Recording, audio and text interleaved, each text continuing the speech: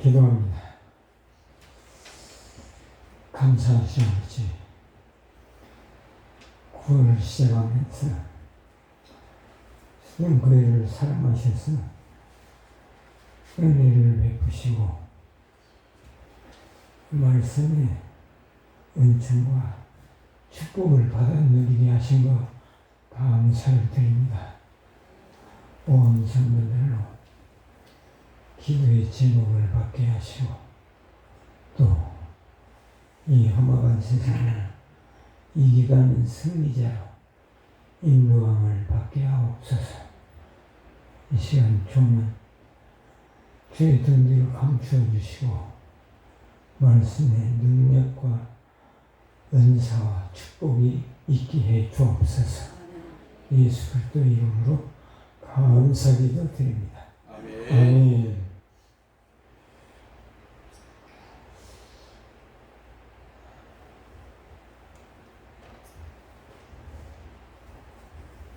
설교를 부탁을 받으면 처음에 이제 염려가 앞서는 것이 목사님이 말씀이 여간 탄탄하게 그렇게 짜임새를 가지고 설교를 해서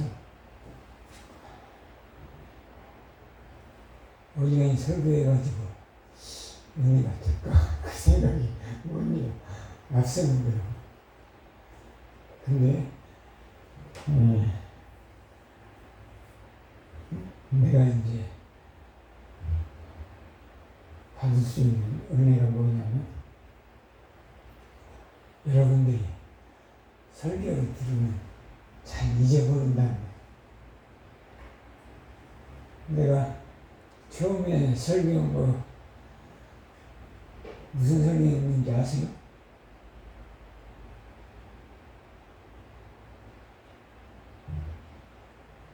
나아만이 문둥병을 고쳤더니 그것을 설교했는데 그만큼 나아만도 문둥병을 치료받아야 하는데 엘리사를 만나가지고 치료받기는커녕 성질만 내고 돌아가려고 했어. 어떻게 이제?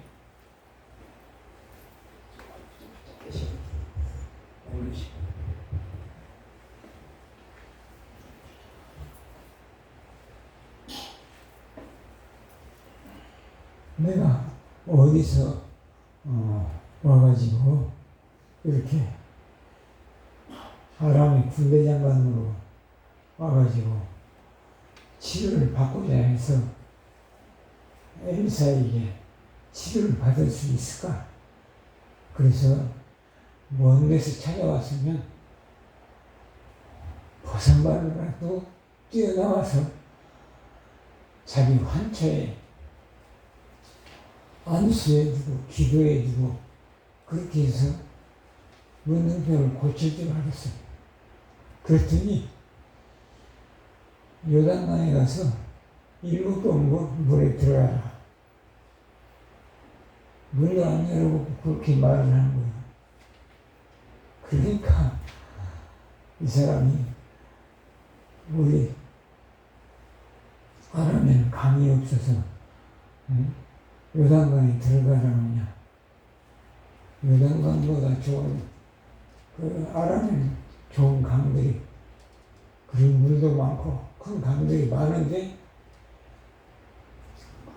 내가도 뭐 그렇게 말할 수 있느냐 하는데 거기 소녀가 또 거기 따라왔던 화인 중에 한 사람이 엘리사가 더 큰 요구를 했더라면 사실 그 요구할 것까지 기대를 하고 옷을 6벌 이제 돈을 더 자기에 많이 넣어가지고 그렇게 주려고 하고 왔는데도 그거 요구하지 않고 유단강에 가서 7번 씻으라고 하니까 그보다 더 어려운 조건을 내세워도 우리가 들어주려고 오지 않았습니까? 그러면 요단강에 7번 담그는 일이야. 무슨 어려운 일이 되겠느냐?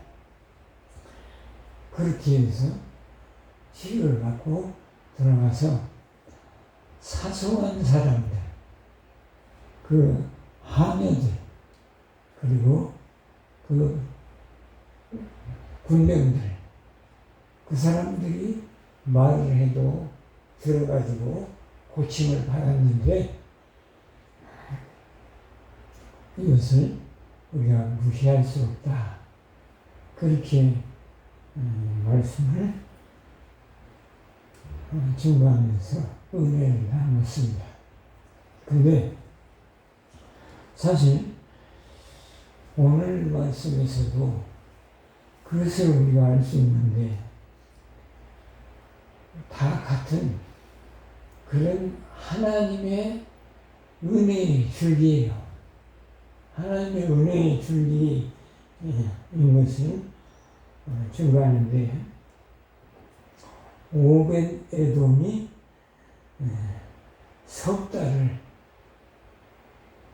하나님의 궤를 모셨다는 거예요.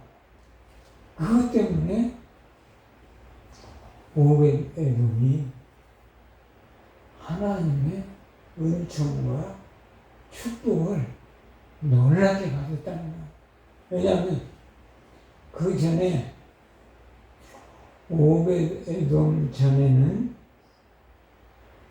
그 언약궤를 25년을 모셨는데도 그 사람이 복받았다는 소리가 없어요. 근데 이 오벳에돔은 석 달을 법궤를 모셨는데 은총 축복을 놀랍도록 받았는데 그 놀랍게 받은 비교가 다윗이 이것을 듣고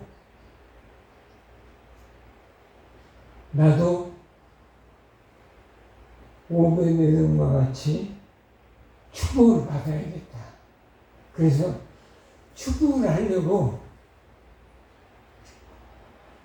이제 오늘 이 7장 들어오기 전에 오벳에돔의 집에서 다윗 성으로 올라갈새 여호와의 궤를 맨 사람들이 6걸음을 가매 다윗이 소와 살찐 송아지로 제사를 드리고 다윗이 여호와 앞에서 힘을 다하여 춤추는데 그때 다윗이 베에봇을 입었다.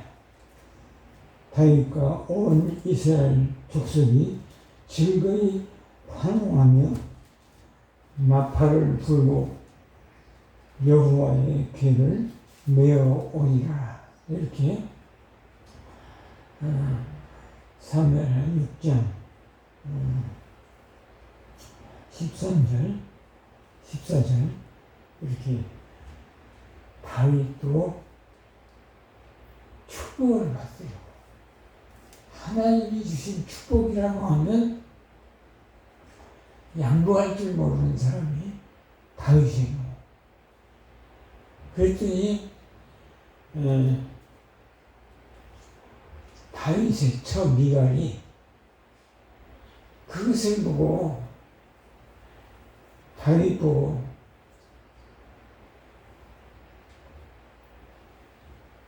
다윗이 망령 들었다.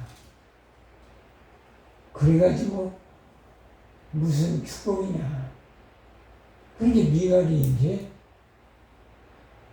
다윗을 아주 비방하는 거야.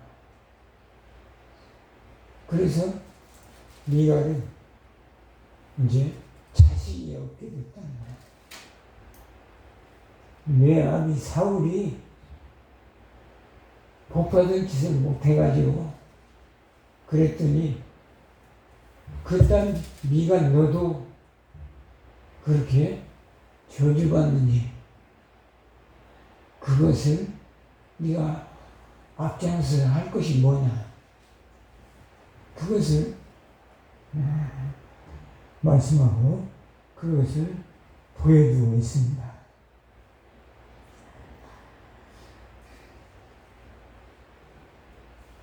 내 이름을 존귀케 만들어 주리라. 그것이 이제 다른 성경에는 내 이름을 위대하게 만들어 주리라. 그렇게 이제 번역을 해놔서 더 이해하기가 좀 쉽습니다. 그런데 히브리서 12장 6절로 7절에 보면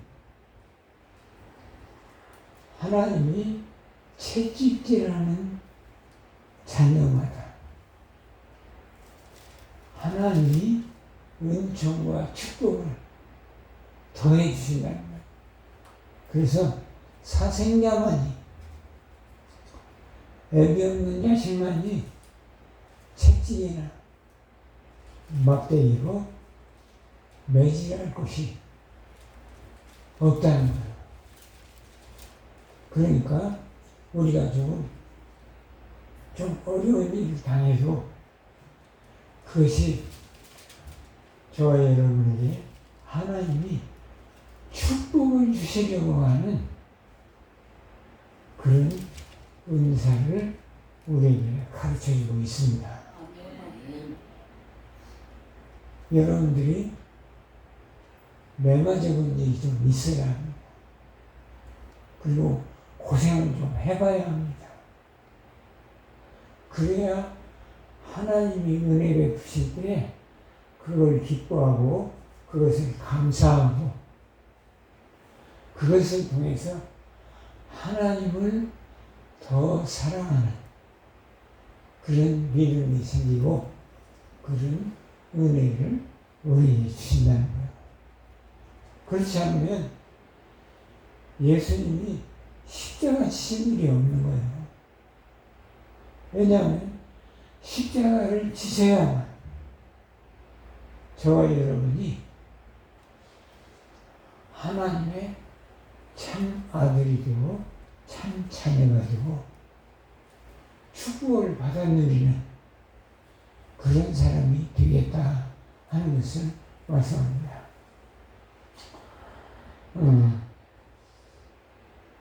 내가 우리 형님 큰딸이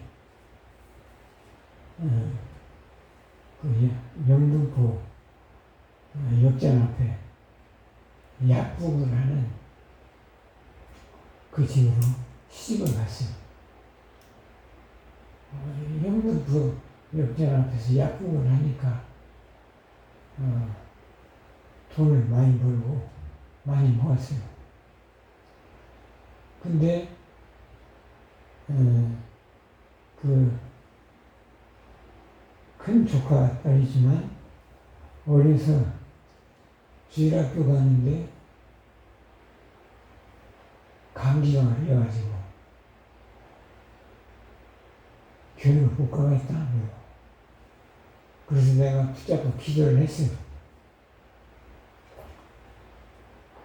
그리고 이제 감기를 나가야겠고 또 교회를 빠지지 않아야 해서 그렇게 기도받고 교회를 갔는데 감기같이 거짓말같이 나간 거예요.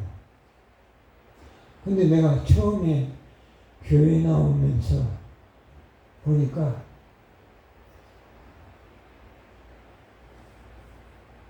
교회 가니까 첫째가 감기가 잘 안 걸려요.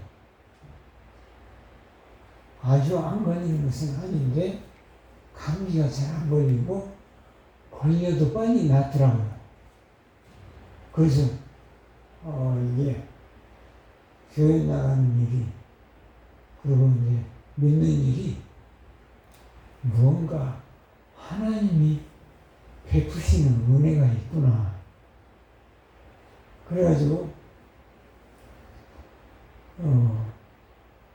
주일학교 교사도 하는데 주일학교 교사할 때 내가 예배 마치고 집에 오면 이제 잠을 잤어요.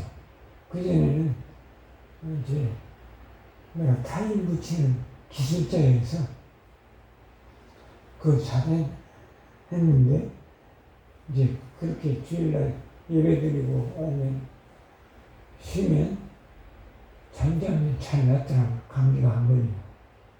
근데 이제 자고 있는데 그래요. 잠만 자느냐 예배 마치고 와서 잠만 자느냐 그 소리가 들려요. 그래서 그렇지 예배 마치고 잠만 자서 듣느냐. 그래서 잠 안 자고 오후에는 나가서 주일학교를 했어요. 주일학교 교사를 한 거예요.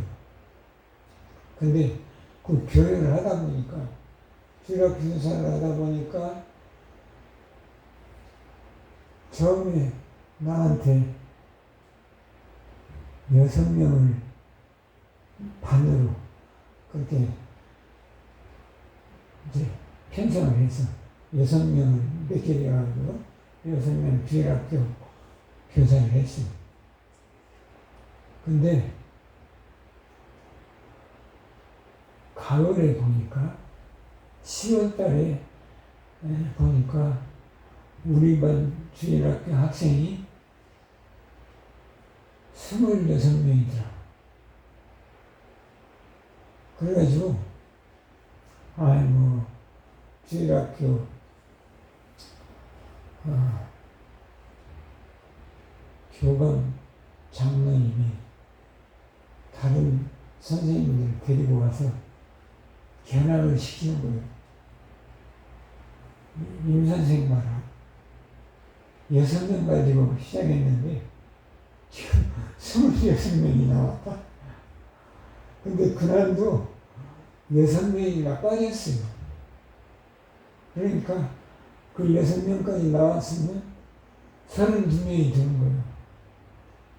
그렇게 이제 부흥시켰다고 그렇게 후감 장로님이 오셔서 그 양반도 이발사를 하시는데 이발사 하면서 전도를 많이 한 거예요. 그 이발할 때 한 시간 동안 이발하면서 전도를 한 거예요. 교회 나오라고 해서 또 주일학교 아이들은 그냥 해줘, 이발. 그러니까 그 주일학교 나오고 또 어른들도 전도해서 많이 나와가지고 내가 국학학교에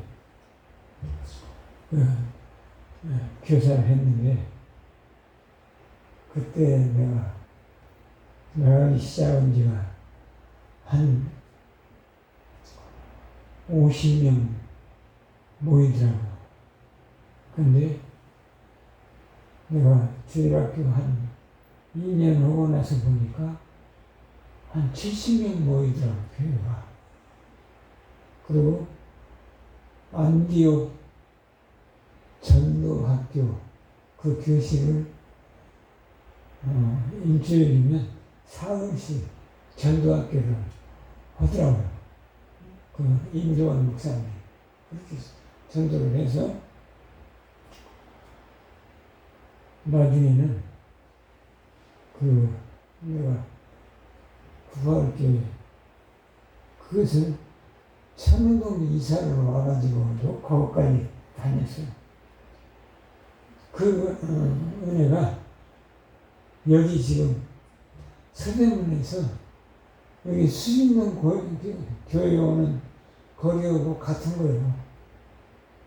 그 지하철 있어서 왔지만 그때는 지하철이 없어서 그 천원동에서 그렇게 구파발까지 다녔는데, 근데 그때 말하자면 성령의 기름 부음에 은혜가 임하더라고요. 내가 그냥 구파발에서 예배 마치고 저녁 예배까지 마치고 집에 와서 자는데 깨려고 할 때 이렇게 자꾸 가슴이 끓어오는 것 같은 그런 느낌이 생겨요. 그래가지고 그 가슴이 끓어오는 것 같은데 피곤한 기가 싹 사라져요. 그래서 그것이 우리가 그 성령의 기름 부음이다. 성령의 나타남의 은사다. 그것을 우리가 알 수 있습니다.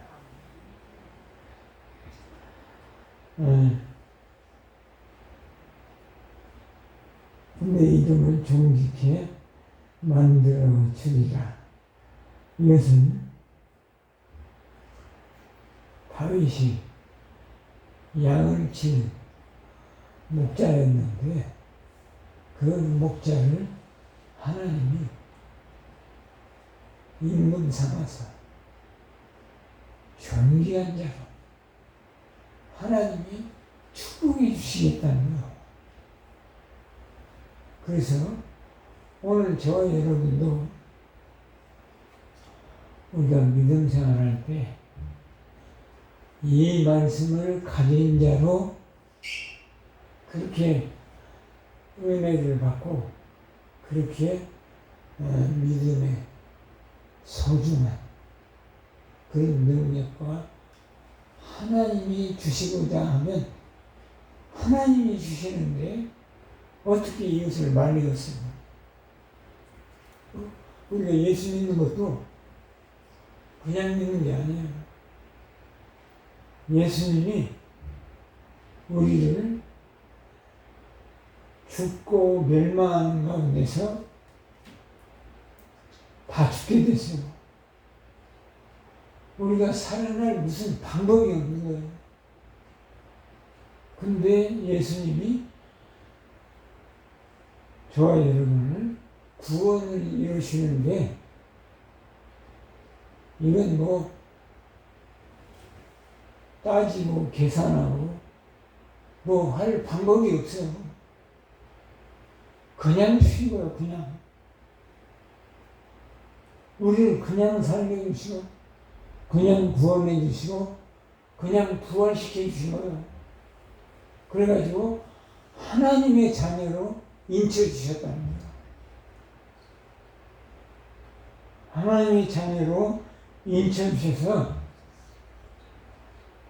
아들마다 채찍질하고 진리를 베푸셔가지고 하나님의 자녀로 삼아주셨다.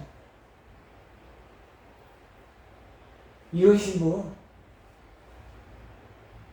다른 뭐 조상의 공로가 아니고 뭐 전도자의 공로가 아니고 그냥 하나님이 베풀어 주신 능력과 은총과 축복에서 양떼를 따르는 데서 목자장이 되어가지고 다윗이 내 이름을 존귀케 만들어 주리라 하신 대로 존귀한 사람이 되셨다 하는 것을 말씀합니다. 그래서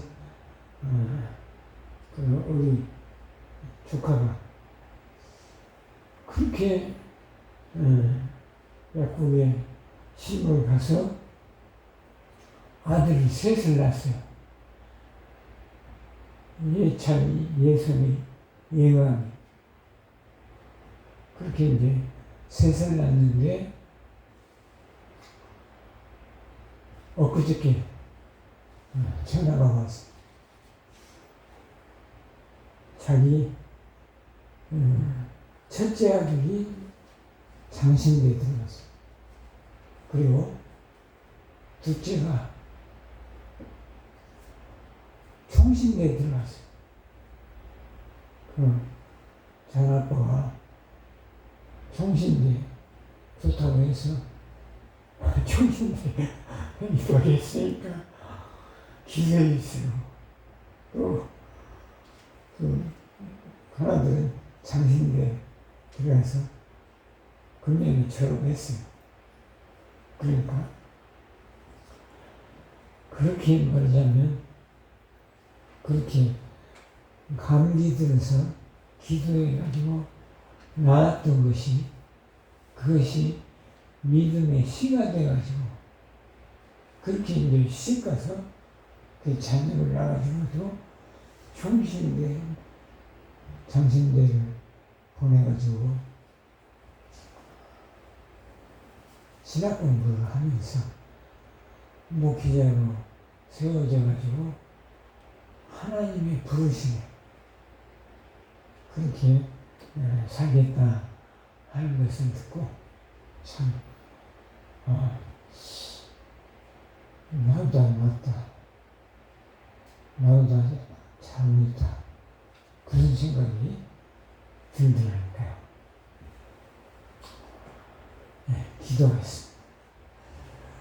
하나님 아버지, 귀한 말씀을 통해서 은혜를 베풀어 주셔서 정묵히 만들어 주시라.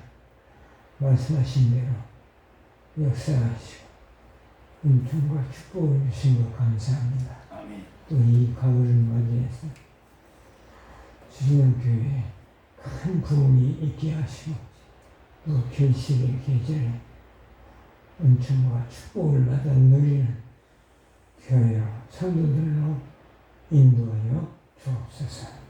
감사드리고 예수 그리스도 이름으로 기도드립니다.